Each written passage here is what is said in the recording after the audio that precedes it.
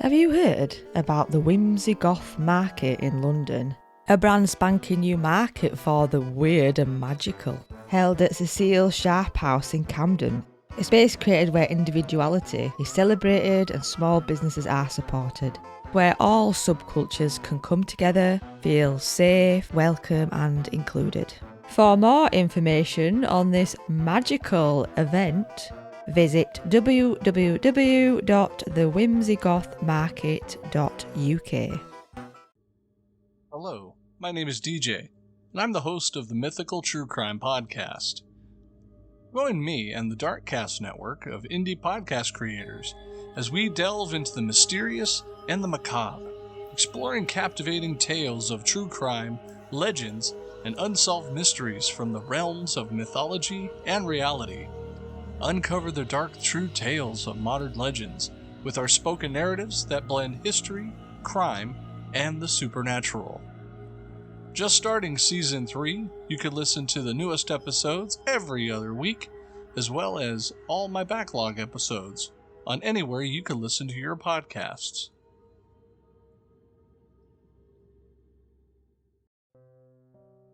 Darkcast Network, bringing our indie podcasts out of the shadows.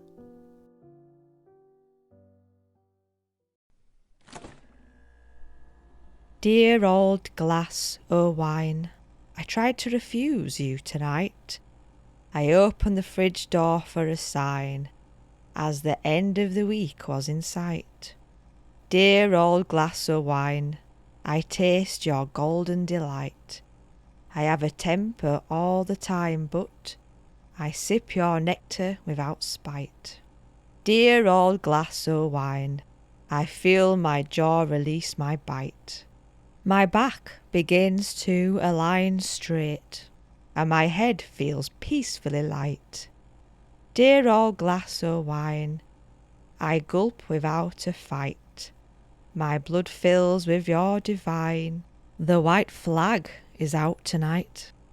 Dear old glass o' wine, I fail every time.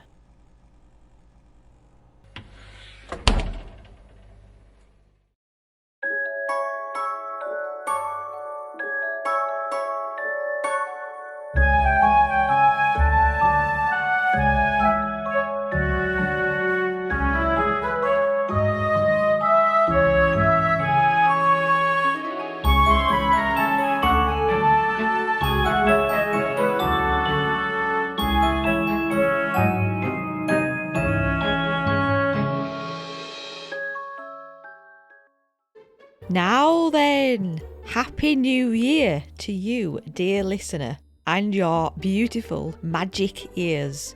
It is 2026 and I feel like it's been such a long time since I podcast. It's really weird, isn't it? Like the 2 weeks are so short, but they feel like they go on forever. And even the 6-week holiday in the summer doesn't feel quite as long as the Christmas festivities do, in my opinion anyway, with 2 small kiddywinks. But we're here now, recording the first week of January, and the post-festive blues have really got to me this week. I think wasn't Monday Blue Monday? My God, it is totally a thing. And it doesn't help that you've got to do your self-assessment, and it doesn't help that I was watching all these really dark documentaries, train wreck, about the disaster that was Woodstock 99. Oh my God. And then I watched that really dark documentary called Buy Now about the state of consumerism in the 21st century. Buy Now, the shopping conspiracy or something, and that just absolutely devastated me as a pagan and an eco-warrior. I thought I knew a lot, turns out I knew nothing, and it is a hard watch, but I do encourage you to watch it because I think we do need to hear what it's saying, and it is really uncomfortable and quite depressing. But please do be brave and watch it, because I think that's when more people realise this, then change will have to happen. It just has to. And have some tissues because it really is bad. But let's not dwell. Swift change of topic. I hope your Yule was very successful and an absolute pleasure. And I hope you had a lovely Christmas and a happy calendar New Year. Of course, not a pagan New Year, but a calendar one, because it's all about your taxes. Boo, capitalism. Yes, did you get your self-assessment done before the end of January? I finished that yesterday. And because I made less than £1,000, that meant I didn't actually have to do one. So I wasted a lot of time there adding up and subtracting for no apparent reason. They're just nosy. Anywho, what have I got for you today, dear listener? As it's January, and a lot of you will probably be doing Dry January. It's the right mouthful, that, innit? Dry January. This amazing Moot Loot episode is about alcohol and the effects it has on our witchcraft from Sunshine, the sober witch. Yes, this Moot Loot episode is about being sober in witchcraft and how those two things work together in 13 steps of a beautiful sober coven that Sunshine has put together.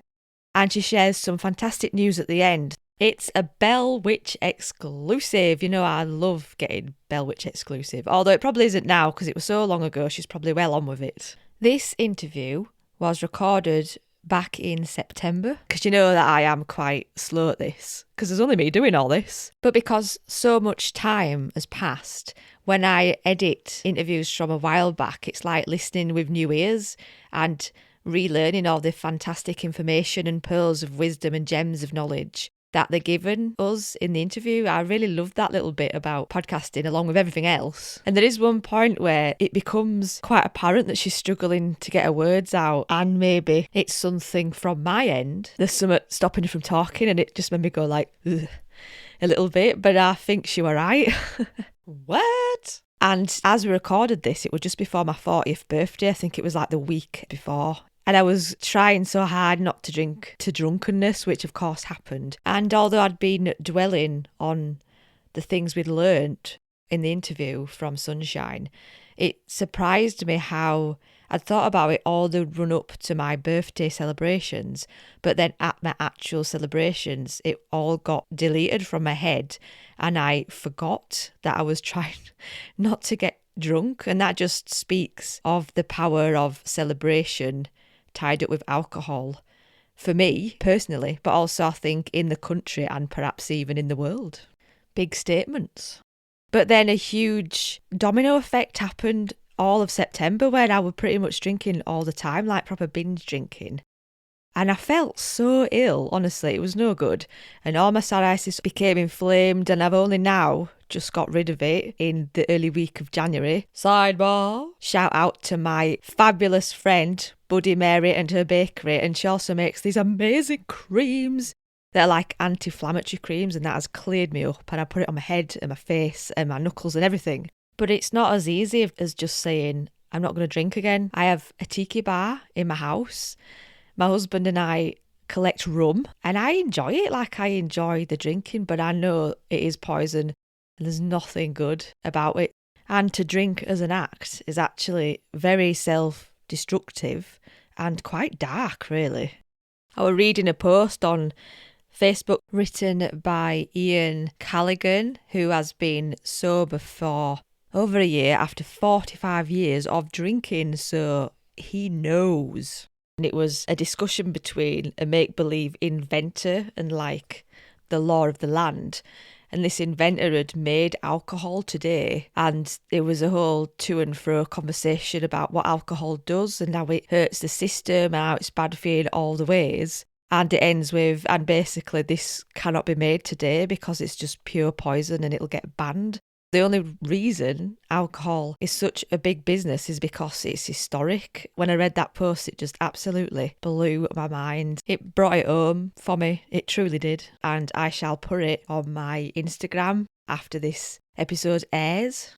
So buckle up, Buttercup. This is not an easy listen by any stretch, but it is really good. I mean, she knows her stuff. My guest is so well educated in this topic of alcohol and spirituality, and I've never really had a discussion like this before. So please enjoy, and power to you and your dry January. May it last throughout the years and beyond. Welcome, everybody, to another Moot Loot episode of the Bell Witch podcast. With me right now, I have a fantastic, vibrant guest. May I introduce Jen? Oh, here we go. What's your last name? My birth given name is Jen Romanowski, but I go by Sunshine Witchski, from a business perspective. So yeah. So I was just going to try and say that, and I thought I would absolutely butcher it. I Yeah, usually do. it's okay. It's probably one of the easier Polish names to pronounce, but it's still, it's intimidating. I think it's like, I don't know, 11 or 12 letters, and yeah. Sunshine.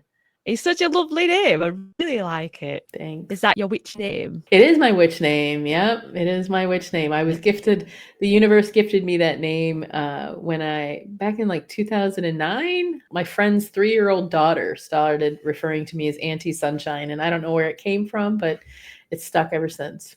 Sunshine, the pink-haired, sober witch. Welcome so much. Thank you for coming on. You have so many hats from my research, all these things that you do. You're absolutely like all over the shop doing this and that. It's really exciting. So you're a high priestess, a soul healer, a Reiki master, a psychic medium, an author, and a podcaster of 2 podcasts. Yeah, and a radio show. Back in July, I launched a radio show. So, what? Yeah. And you also run the Recovery Coven. Mm-hmm. And you have your own 12-step sober program, is that right?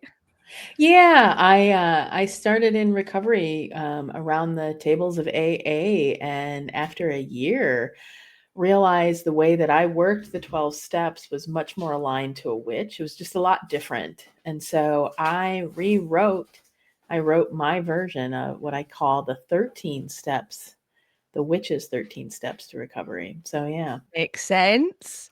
Mm-hmm. I take it you've been a witch for a long time and the recovery stuff came about afterwards? Yeah, I've probably been a witch my entire life in some way, shape, or form. But when I was 16, I was raised Catholic. And when I was 16, I found myself stepping into a metaphysical store for the first time. And it felt like home. It just felt familiar. It felt like I'd been there before. And it felt like I belonged for the first time in a spiritual space in a really long time. Yeah. I just didn't feel like I fit into the Catholic Church. You run your own coven now. Yeah, I've had, I've run in circles of, covens for many years. And one of the things that I've heard now as I'm in recovery is that there aren't a lot of spaces in the magical witchy world, right? Even if you think about the pagan world that embrace sobriety, it's not uncommon to offer libations, and alcohol and whatever it is to our deities. There's plenty of deities that folks actually work with that are consumers, like the stories are, if we're talking about Dionysus or we're talking about Pan, like very much so. So people they were lacking a place of connection where alcohol or drugs, for that matter, weren't celebrated.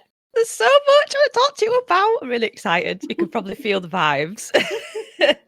Come on now, Swailes, calm down. Let's start at the beginning then. How did it begin with witchcraft? And then how did that merge with the sober witch movement? Well, when I was 16 and I stepped into that metaphysical store, there was a handful of books that I'd purchased first.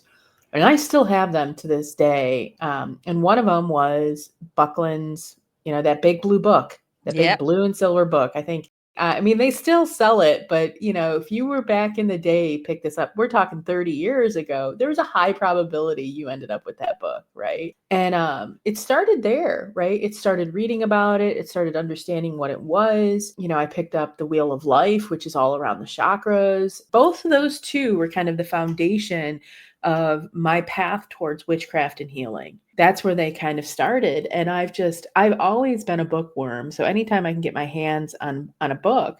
And then I graduated high school in 97. So I was 17 years old and the internet was just starting to kind of be a thing, which makes me sound so old right now, but it's a true statement.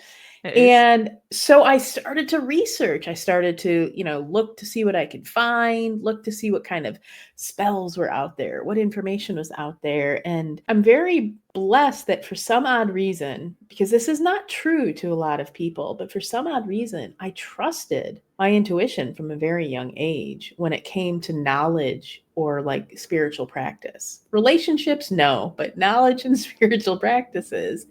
So I would just, if it felt right, that's what I would do. And so, we're talking about from 16 years old, I was pretty much solitary for a good majority of my life, but I had a handful of friends that I would gather with every now and again, or folks that would reach out and they say, I need to do a spell. What can I do? And so I would craft a spell for them, or I would go do a spell with them. And it wasn't until, probably my late 20s where I kind of, though I wasn't open and out, like out about it, it wasn't until my like late 20s that I actually shoved it into the closet. Like I put all of it because my now ex-husband was very belittling.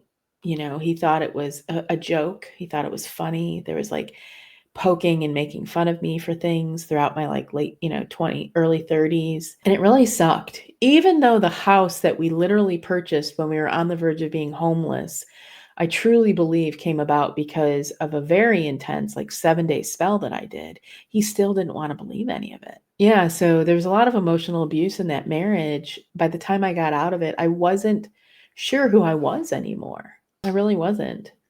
And so I started to kind of dip my toe back into my healing and doing the shadow work and trying to understand and uncover things, but I was still drinking at that point. So it wasn't until my 40th birthday when I hit my, in essence, kind of like, what would that have been? My third rock bottom, my third attempt in that year to stop drinking, that I found myself at AA. And after about 4 months sitting at these tables with folks, I became curious around how they were not just, some of these old timers were not just staying sober, but how they were happy, how they were like fulfilled, how they felt like they were embracing life, enjoying life. Because I didn't know what that was like. I mean, I had spent years kind of drowning or masking my trauma and my, who I was and who I wanted to be in showing up in the world and who I thought I should be. And so the one thing I realized that every single one of them had in common was a strong spiritual belief. And so I had to take a step back and I had to ask myself, what's that for me? And at the end of the day was the practice of witchcraft.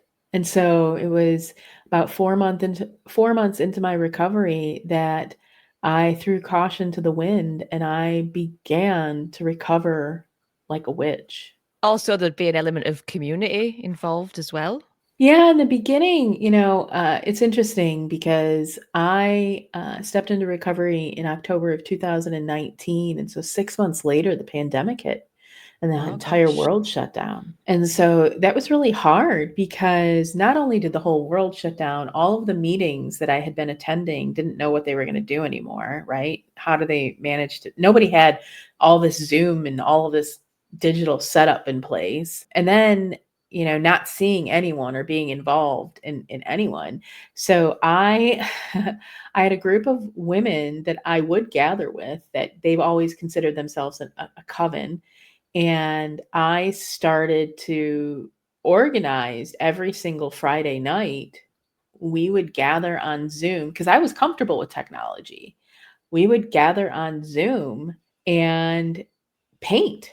We would like literally spend 2.5, 3 hours painting. And I had a whole thing orchestrated of where that day before we left and finished, we'd pick a topic of what we would paint for the following week. And then we didn't paint for ourselves, we painted for each other. So like I had to create a new community. And I'd love to say that I still hung out with these women, but once again, they were not sober. And so later on that year, I ended up attending, we all went and, kind of like to a cabin and spent the week. And I realized at that point how uncomfortable it was to be around people that still drank, right? I knew I had to find a new coven. I knew I had to do the difficult thing that so many folks in recovery have to do. I had to take an assessment of the folks that I kept around me and ask, are they going to help keep me sober, or are they going to put me at risk of a relapse? And so, unfortunately, and I still talk to a handful of them, but many of them I don't, because they chose a different path in life, right? And so I have since then started to find new folks and new people. And at this point, I lead a recovery circle every week for witches. And we've got about 15 folks that are regulars every single week. And they're throughout the whole, not just the US, but the whole world. And it's this really, really phenomenal experience because we share the same sentiment of this. There aren't a lot of spaces. And for the last couple of months, I've been traveling here in the Midwest in the US, talking to metaphysical stores and bookstores after the release of my book. And I'm hearing the same sentiment of, we have people come in and ask, and I haven't had anything to guide them towards. I haven't had anything to tell them about. I'm so grateful that you're doing something like this for our community. It's been wild. So yeah, the community has been a big thing, but I've had to find it and create it. Hey, what you doing right now?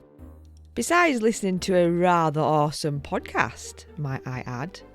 Well, while you're here, do you fancy just opening up the app in which you're listening to this podcast on and putting some stars in for that little podcast which is independently made, with no backing or large funding bodies? Perhaps writing a quick review saying, "This is awesome." Blush. In all honesty, those stars mean a lot to podcasters like myself, and they really do help us to grow and increase our reach as a podcast episode. It is a labour of love, and we all are addicted to creating content for you right now to enjoy and be thoroughly entertained. It's magic, as those stars really do help the show to shine. So if you don't mind and your thumbs are not too tired, please leave a rating and review. You legend. Okay, thanks for that. I shall leave you be to enjoy the episode. Alcohol is such a strange beast, isn't it? I mean, even here in UK, there's the big pub culture. For a long time, you just presume like everybody drinks, and if they don't, there's something wrong, which is terrible. My current partner is in recovery, and the gentleman that I was with when I stepped into recovery, he was also an addict, but he was a heroin addict. And so we had a lot of conversations around my drug of choice being alcohol and how different it was. Don't get me wrong, heroin, it could take your life in the blink of an eye. Right? Alcohol, take it after years, it'll dance and it'll play with you for years. But for me, every restaurant we went into, every store that we went into, gas stations that we went into, right? People, to your point, thought it was strange that you didn't drink. Every concert, every show, alcohol is so widely accepted, and not just accepted, but the abuse of it is celebrated. So it was hard. Proper messed up. Yeah, it's a very strange and weird thing, and I mean, I have my theories about it. If we think about the patriarchy that's out there, if we think about some of these kind of cultures that have existed to try to take power over other individuals, what an amazing way to take power over someone. Just keep them drunk. I hear a lot in the spiritual community. It's quite scary how when you get drunk to oblivion and you lose memory and consciousness and wake up covered in mud and you've lost your phone, and then there's the whole and somebody else comes into you and controls you. Oh my God. I just wonder what your take is, like how alcohol works. Do you have any insight into that? It's interesting. I have to tell you, there's something going on here, because I believe in this whole, when something comes up multiple times, it's the universe like telling me something. So boy, do I have to do some reflection on this, because this is 2 days in a row someone has asked me this question. Oh, yeah, 2 days in a row. And so, yeah, alcohol is, physically speaking, naturally speaking, it's a depressant, right? One of the things that I've learned when people get like hyped up on it and they get all excited about it, the reason why is because in your body it's metabolizing as sugar and it acts like a stimulant, but then it settles itself in and it actually can depress you, right? It'll depress you and it'll relax you, right? How many folks take a drink because they want to relax? Well, what it's also doing is it's lowering any of your protective guards. It's opening up your spirit to being able to be affected by other folks around you, right? I mean, ever watch like a riot, like a big thing happen at a concert, a bunch of people are drinking, it's two guys that start it, next thing you know, there's a whole brawl. But to your point, it is 100% capable of opening us up to attachment. 100%, right? Because think about how many people have been physically, whether it's women sexually assaulted or even men sexually assaulted under the influence, right? No consent and waking up the next day. Do you think not like a spirit that has the absolute ability to sneak on, to attach, to possess or oppress you without you ever knowing? Why wouldn't they? Right? Yeah. Why wouldn't they? And so, yeah, the challenges, and this is where I've seen it. I've seen it happen. I've seen it on people. There are some certain folks where whether even I'll be watching like reality TV sometimes, and there'll be somebody who pops up on the screen, and I'm like, oh God, I can feel the attachment on them just on the screen. I've been out and about and talked to people, and I can see the attachments. It's not pleasant because people end up in a state of going through the motions rather than just living life, right? They're not living life, they're just existing. And half of these folks, probably even close to 75, don't even realize it. Oh my God. It does scare me. I mean, it's my 40th this weekend, and I keep saying to myself, oh, I'm going to be hungover on Sunday. And it's like, but I don't have to be. And I need to lose that mindset. And I can have like one glass of champers and that'll be it. I don't have to get silly. Everyone has a different relationship with alcohol. And there are some individuals that won't even think twice about just having one. That's just what they do. Somebody pours them a glass of champagne or they pour them a beer, that they have that one and they don't think of anything else, right? It just doesn't even cross their mind. But there are so many of us. There's a saying in AA that it goes, one drink is too many and 1,000 is never enough, or something of that nature. But it's this indication that says like, when there are so many of us that are out there that we just cannot, like when we consume one sip, it'll just keep going. I truly believe that at that point when people are struggling, that there is often the protection game is not strong and their ability to keep their own vibrational energy high is lacking as well. It's very scary. And alcohol has a low vibration. Is that one of the reasons why like spirits or beings can sort of cling on to that low vibration? There's a whole, I should actually like write about this one day and some of the pictures that I see, right? Because the image that I get in my head is that, excuse me, number one, I gotta take a sip. Someone doesn't like me talking about this is what I'm hearing. I just had that exact thought. How spooky is that? Yeah. And this could be somebody with you. I'm not gonna sugarcoat this. I had the same conversation last night and no issue. There is this picture that I get in my head. So if we imagine somebody that has a high vibration just naturally, right? There's all this beautiful, like buzzing, lovely energy around them, right? And it's warm and it's golden. Okay. And they were to take a sip of alcohol, right? It starts to fade a little bit. And they keep taking those sips of alcohol and it can start to fade.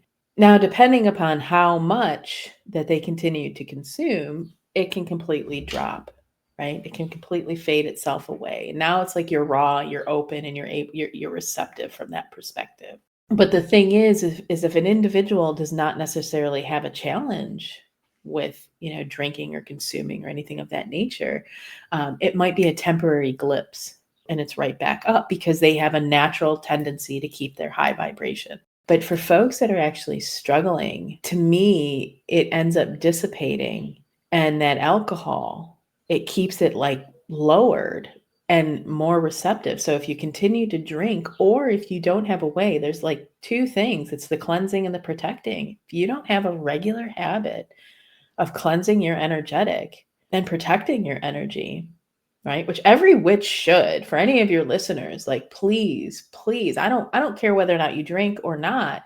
You should have a regular practice, and it doesn't have to be complicated, but a regular practice of cleansing your energy and protecting, putting protection up around. Absolutely. That alcohol is going to lower it, and it's going to make you susceptible to attachments. It's going to make you susceptible to other folks' energy, right? Because not always an attachment. Sometimes it can be another individual. I've had instances where I'm in general a pretty happy, chill person, where I've had waves of like depressions hit me for like 2 to 3 days because I've realized that I was around someone that was severely depressed and masking.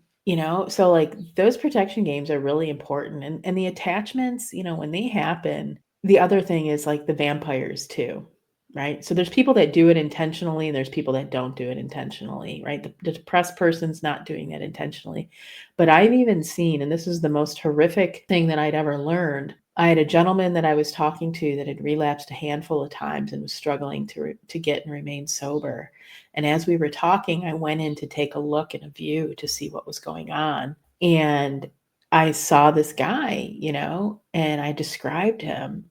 And I told him, I said, this man is feeding off of your relapses. And he said it was his sponsor. Oh, bloody hell. It's so important. And I'm totally biased because I'm in recovery. But if I could rid the world of alcohol, what a difference we would see in this world. What a difference we would see. There's a reason they call it spirits, right? There's a reason they call it spirits. And there's some like information out there too, like alcohol in like Arabic or something of that nature, like literally means like in a form of possession. It's a really wicked substance that brings us little value and benefit, very little value and benefit. It's a great anesthetic, right? So it's terrific at cleaning things. Like alcohol can clean things. It's an okay, preserve stuff. So it's an okay extractor, right? If we've got tinctures and things of that nature. But yeah, as far as the consumption of it, humans were not meant to consume it. Even the research that I've done, the reason why beer and wine came about, right? Because spirit in itself, like actual hard liquor, right, was not around up until like the last couple hundred years. Like beer and wine, they were often done to preserve water and the fruit. The likelihood that they were actually created for the intoxicating benefit, very low, very low. So yeah, we've quite a culture that loves to celebrate the consumption and, like I said, the overconsumption of alcohol. Because capitalism. I wonder, it's like people kind of ask, well, what's it matter? Like, why does all this matter? And I think about from like every single witch that's out there. And if alcohol is part of your practice, can you imagine how much more powerful and potent your magic would be if your energetic was cleared of that substance? Don't get me wrong, there is the ecstatic nature that alcohol can bring about. And there are some folks from a magic and spell and a ritual perspective would argue that, right? It can bring about a very ecstatic state, but I will tell you that you don't need it. Yeah. Right? It's not needed. How much more potent and powerful would your actual magic be? How much more powerful would your transformations that you're trying to do, the manifestations that you're trying to bring about? Do you find your own magic and witchcraft is massive? My life is like pretty freaking wild and crazy. I mean, I will tell you, if you were to have asked me, I celebrate 6 years next month. If we were to rewind 7 years and said, this is what your life is going to look like, I would have laughed at you and been like, there's no way. Right. But I go through almost every single day filled with gratitude and joy. I've had more overwhelming states of just I wonderment and awe to the point of like tears hit me, right? Where I'm like I cry more often nowadays from joy than I ever do from sorrow. And, as far as the things that I have, I mean, my understanding around the physical world is a lot different. I don't aim for the materialistic, but the joy, the friendship, the love, the happiness, the hope, all of these things, you could take every single physical thing from me right now and I would still have the love in my life, this amazing partner, these amazing friends, these relationships. I would feel like the most wealthiest person in the world still if I had zero in tangible things in my hand. Yeah. Oh, I've wrote down here, in recovery, you become the alchemist of your own life, You do. which is on your Instagram. Yes, you do. It's a really beautiful thing because you get to I still, don't get me wrong, 6 years in almost, and I am still like, I'm actively in right now this other wave of deep alchemical transformation where I've had these waves of like shame return to me around this relationship that I have with my father. And so I've been actively working on that. Like, how do I work and transmute this shame into something that can serve me? And this, more love for myself, more love for life, more, this place of forgiveness that I believe needs to exist in there. So yeah, you do. You get to become this beautiful, magical, witchy alchemist that can take whatever it is that comes your way and turn it into something unbelievably beautiful, something you could never have imagined while you're inactive, while you're drinking or drugging or allowing yourself to be consumed by the energetic of addiction, because it shows up in other ways. Do you want to talk to us a little bit about your 13-step recovery program? Yeah. So I have a book. It's called Sober Witch Life, and it's available on Amazon. So anybody around the world, if you're listening, you want to find it, you can always look for it. As I said, I stepped into recovery and I tried to work the traditional program. And it just, once again, I go back to what I said, like I've had this innate ability to go with what feels right for me. And so a whole year in, I looked at what I had done. I had shifted and changed all of these steps so that they supported a witch. There are some that are kind of familiar, right? But like the third step, which is typically like to turn it over to a higher power in AA, is to actually embrace your psychic gifts, to start to leverage and use these beautiful gifts that each and every one of us have given. Yes, it'll allow you to connect to the divine, but it'll also allow you to connect to your inner knowing. It'll allow you to be more in touch with your own self, right? It'll allow you to start to understand, is this mine? Is this someone else? And to the point of, I believe it's 6 and 7, we're doing actual ritual work, right? We're writing ritual, we're writing spells, we're performing them, we're doing regular shadow work, we're exploring these deep things. And so it's all aligned to the path of the witch, like these beliefs and these practices that are just so familiar in the witchcraft culture. And for anybody that is not familiar with AA or any 12-step program, I learned something that really shocked me. And so in a traditional 12-step program, they refer to the 13th step as it's meant as like a horrible joke of a old timer preying on somebody new. Oh, Yeah. my God. Yeah. Yeah, he's 13th stepping her. Oh, watch out. He's known to 13th step. Right. And I was horrified when I found this out. I was horrified. I was like, 13? I said, the number 13 is like sacred to, the divine feminine, right? To every witch that's out there. They're going to be like horrified. And so the 13th step in the witch's path to recovery is for us to conduct a ritual to heal the world of addiction. That is the 13th step. I'm not surprised that that's what it was at the other one. Oh, God. So typical, isn't it? Oh, so bad. Anything remotely divine or spiritual, let's just take the mick. Yeah. I was just so shocked at it. And I was like, oh my gosh. I mean, I don't consider myself to be addicted. I do like a drink and I'll have maybe a beer at tea time, maybe twice a week, because I do actually quite like the taste of ale and stuff. But I've never been in that situation where I just can't help myself and I've got to have it. And that must be really a hard situation to be in. As a witch, is there anything we could do to help us in that moment?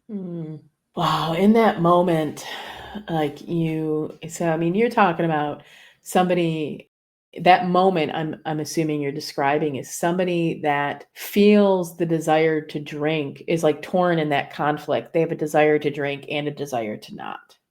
Yeah. And so the very first thing is to return back into the body, right? Because often where we're at when we're in that conflict is right here in the mind. And that's when where attachments end up, they can influence the mind. They're not influencing the body. They're influencing the mind. And so you need to return back into the body. The biggest suggestion that I would probably make at that particular point is to do some kind of stretching, some type of somatic work, something just to allow that to move through you. This could be shaking, this could be something that allows it to just kind of move itself through. And after you've given yourself about 5 minutes of being back into the physical body, just pause and ask yourself again, is that really what you want to do? If the answer is yes, then the next question becomes why? Yeah. Yeah. Why? I have a similar thing with chocolate. Like, I'm really addicted to chocolate. And I do sit there often going like, I'm not going to look at it. I'm not going to think about it. And then it's really weird. It's like you get like flustered and twitchy and nothing can get your mind off it. So I'm going to use that. Oh yeah, it's the mind. It's the mind is what's doing it. It's not the body that's doing it, right? And I'll say there's a caveat there. Those individuals that have a severe alcohol or drug problem, the body does start to go through withdrawal at some point. And at that particular point, I highly recommend medical interjection. Right? If you are finding that your body is responding to the not drinking or to the not drugging, where you're going through withdrawals, please, please, please seek medical help. Please allow yourself the beautiful gift of somebody helping you. There's no shame in it. You say you've got a book out, have you? Is this a new book? This is the Sober Witch Life. Yeah, it's I wrote it, as I said, taking these 12 steps, looked back at them, and I spent my whole second year in recovery writing this book. So I started to write what I was doing and how it was different and bits of my story in it, like what it was like, in addiction and finding and discovering these things out. And I finished it after a year. I finished it after my second year, but it wasn't until last year that Spirit finally spoke to me, because I kept going like, I'm going to edit it. And Spirit would be like, no, no, no. And I'm like, I'm going to edit. No, no, no. And so finally last year in November, they said, are you ready? And I said, okay. And they said, you're going to edit your book.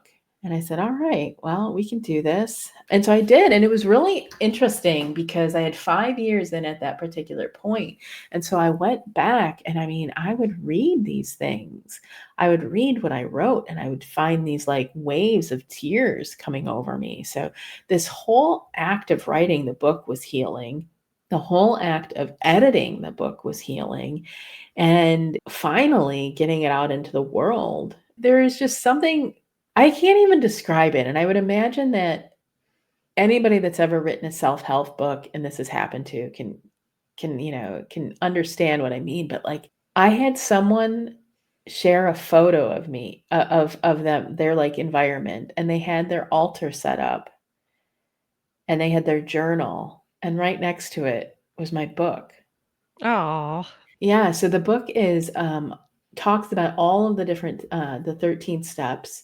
It includes a ton of ritual, journal prompts, exercises, ways for you to really to do the work, as a witch. And I will never knock AA, right? AA is what got me to this place, right? It's the beginning of my own journey. And there's been a handful of times where I've had folks come into my life, and I've still taken them to AA meetings, over the course of the years. But the beautiful thing is even if you were to choose to attend AA, you have another way to actually work the steps through the book, one that aligns to the beliefs that so many of us witches embrace. Yeah. Witchcraft is such a powerful tool. It is a beautiful tool. It is so potent. And, it's interesting. So I'm scrolling through Instagram yesterday, and this page, this person shows up, this account shows up, and their title, I was like, this is interesting. So I go and I look, not to call them out, but they were once upon a time a witch, practiced witchcraft, and then now they were a devout follower of Christ. And I was just sitting there, and I had to like pull myself back to like comment on any of her stuff, because I was like, do you know that you can do both? Right? Do you know that, I've met so many beautiful, amazing Christian witches. I know a Catholic priest that practices witchcraft. To me, and I'll describe this, a witch is an individual. Yeah, this is what my personal philosophy, that believes in practices in the psychic arts, believes in practices in the intention setting, magic and ritual and spell work, right? And the third thing is a service to this world. And that can be as simple as being a mother to children. If you are raising children, you are in service to this world. Your responsibility is to try your best to raise some incredible humans to be here for the next generation.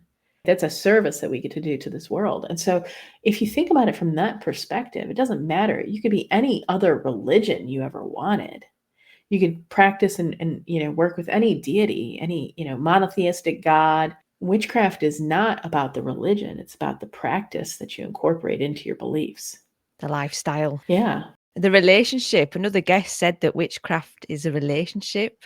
I absolutely love that idea of it. It's so gorgeous. Mm-hmm. I know you mentioned about deities earlier on and making offerings. It's usually mead, isn't it? And wine and stuff. And I'm presuming you don't use them because of being the sober witch.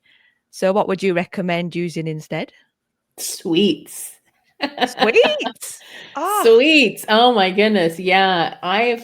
You can use sweets, you can use tobacco. Saturn is known for a lot of, or any of his like manifestations is known for a lot of the very dark medicine. So the poisons, the mushrooms, the marijuana, so you can leave any of those, anything that a deity likes, so to speak. Right. But sweets is a number one. I have not met a single, on all of my altars, I've got these little caramel toffee candies that are sitting there. That's probably the most common is sweets. If I make pie or cake or something of cookies or biscuits or anything like that, I'll put those out. Oh yeah, all the time. Yeah, sweets are a great alternative. I'm kicking myself that I've not thought of sweets. Mm-hmm. It's usually obvious now. I do use stuff I bake as offerings, but it's usually in books and stuff. It's like always juice, isn't it? Like water or squash. And I'm always a bit like, me. Yeah, that's juice. You can do coffee. There's a quite a few that really enjoy coffee. You got to think about it. Anything that you put your time and the effort in to create, they'll love. Anything. I don't care if it's stew, chocolate covered pretzels or, spiced nuts. Anything that you take your time and your effort in to create, they will accept as an offering. And the other piece is anything that is luxurious. So like my altars, I may have a statue or something that symbolizes them, but then I go around and collect. I collect all sorts of various things. And I look at everything that I place on their altars as an offering to them. Every one of it. It's not a matter of, I don't put things on their altars for spell work because it's very rare that I do individual spells with deities. I have a relationship with them because I want to be able to embody their energetic. I want to be able to embody the gifts and the beautiful things that they're able to provide me. So their altars always remain ripe with all sorts of things. I mean, there's so many times I've walked into a store and, the thing that I'll ask, is there anything here that I meant to get? And I'll hear yes or no. And if it's a yes, I'm like, who am I buying for? And I'll see one of them pop in my head and I'm like, okay, let's go shopping, right? Let's see what we're going to get here today. They're so good at that. They're so good at it. Yeah, they are. Mm-hmm. They are. Is there any specific deity that helps witches through the addiction and the 12 steps and stuff? Saturn is 100%. Saturn. Yeah, that Saturnian energy is all around discipline. So between Saturn, especially if you were to choose, right, Saturn and then Mars or Aries, any of their manifestations, depending upon the pantheons that you actually work with from a deity's perspective. I do a lot of the Roman gods. That's why I say Saturn. Saturn is all around discipline, right? I call him the grandfather, right? The granddaddy Saturn. He is this very loving, kind, but very strong in the disciplinary action, right? And he is the individual that if you are not doing as you should be in like your work, right, he will make it very clear and make it known. He will make it very clear. He will make things very difficult and hard for you. And it's all about the lesson. It's all about trying to teach you a lesson so that you continue to move on the path that you're supposed to be on. From that Mars and that Aries energy, it's the courage. You invoke and pull in the courage and the strength that they can provide to continue making the right choices on your path. So those two, 100%. And if I were to throw in a third, I'd pull in any of the Venus, Aphrodite, Freya, all around the love. Because there's three things that I believe we need in order to step onto and stay on the path of recovery.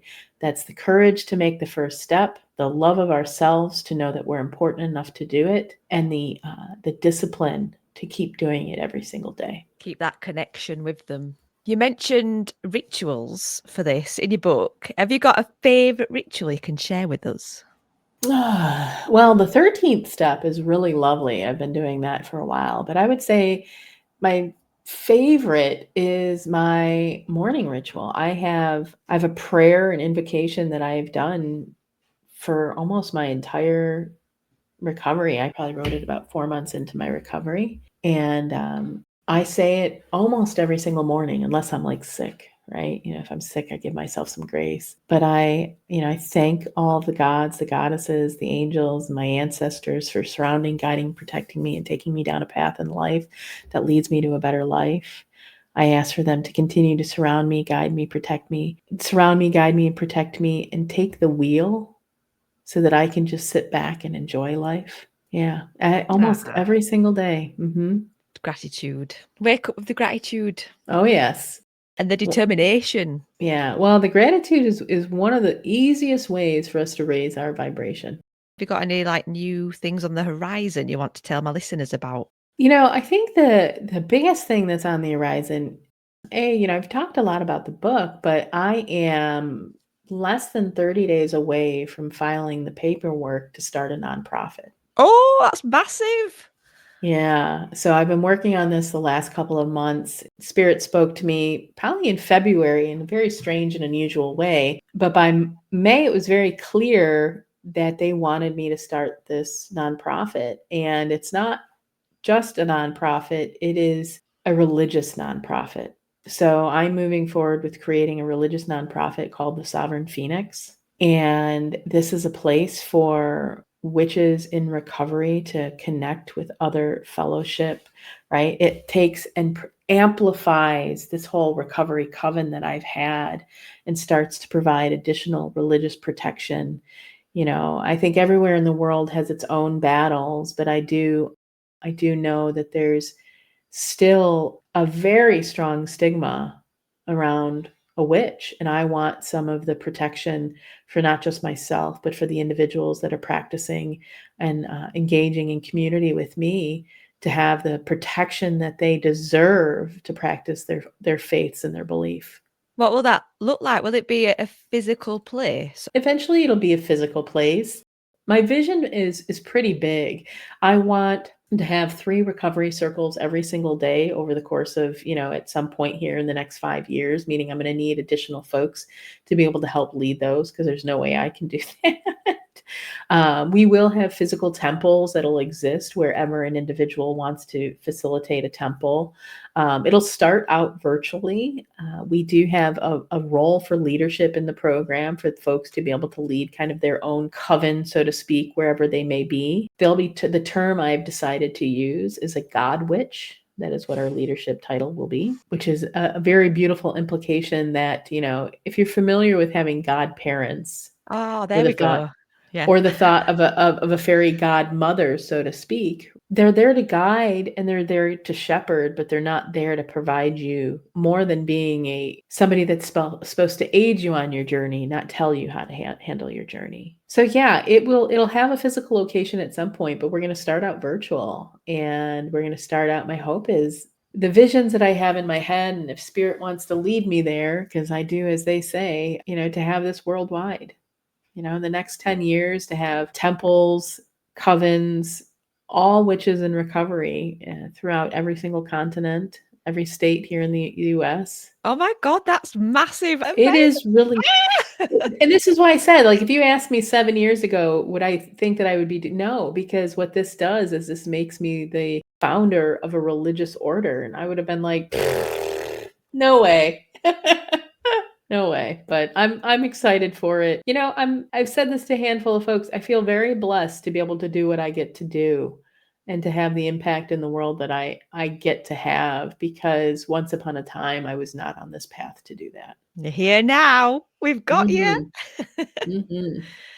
How can people get involved with that then? Is it a bit early for that yet? I'm getting a bit ahead of myself. You can always, so 2 websites, soberwitch.life and illuminateunschool.com has all of the content on it that you know, to be able to get involved in any of the work that I've got. I don't think I have it on the soberwitch.life once I have it set up, but the introduction to it is on illuminateunschool.com, just because that's where I send most of my traffic right now. So yeah. You're on Instagram. I am on Instagram, soberwitchlife. You can find me. Yeah. It is a lovely Instagram. I was looking at it last week. I Oh, was thank like, you. I like your reels and the gems of knowledge that you share are lovely. I appreciate that. I didn't spend a lot of time on Instagram. Social media and I have a very interesting relationship, but I've been starting to lately, and I think it's the right thing right now. So I'm going to keep trying. To end with, have you got any advice or final words for a witch in recovery or a sober witch? Find the community that you've been seeking. That's my biggest piece of advice, right? Don't try to do this alone. I think there are so many witches out there that are familiar with their practice in a solitary fashion, right? They want to do their own thing. They don't want to be judged. They want to be able to cast their magic however they cast it. And that's lovely and that's beautiful, right? But our recovery deserves community and connection. So please find your tribe, find your coven, find your community. And if you can't find it where you are, come find us, because the door is open and I've got a seat for you. You have been listening to the Bell Witch podcast, created with love and magic by me, Swailes, the friendly green witch. I love to hear from you, and I absolutely love to celebrate you. If you have a podcast or a business, a witchy business, a pagan related topic you love to talk about, you can reach me on the Bell Witch podcast at yahoo.com. Send me a trailer and I will absolutely play it, because there is magic in sharing audiences amongst podcasts. Music by Jeff Harvey of Pixabay.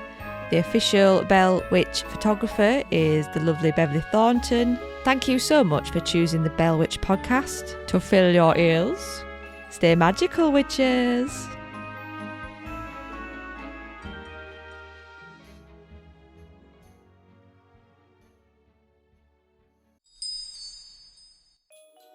From the shadows of the coven to the lips of the living, VE Cosmetics conjures up a beauty so good, it must be witchcraft. Vegan and cruelty-free for those who walk between the worlds. VE Cosmetics. Grab a discount with my affiliate code BELLWITCH at the checkout. BELLWITCH, all one word, for a 10% discount on your entire order, and a little tip for this witch.